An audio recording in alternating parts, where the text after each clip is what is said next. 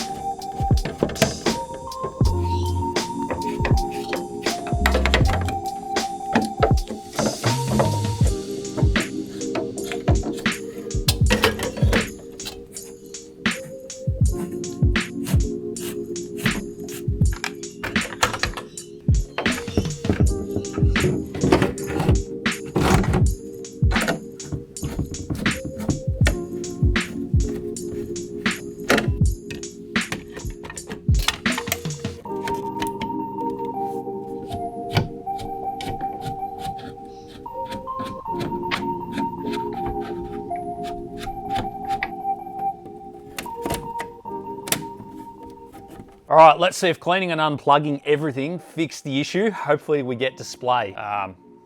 Interesting. We got display and everything seems to be working. What I did notice was the GPU was in the bottom slot of the motherboard. I don't know if there was any RAM issues or anything, but maybe unplugging things and then putting them all back in fixed whatever the issue was. Because he was telling me he couldn't get it to boot up, and it looks like this is working. So I think we'll put a fresh installation of Windows on this SSD, and I'll let you guys know if I run into any trouble as we're going. So when I go to boot this PC up on the previous Windows that was on the SSD, it would actually go to a black screen with a blinking cursor. And it was also doing some weird stuff, letting me know that that Windows was corrupt. So I think a fresh install of Windows is probably going to fix the issue.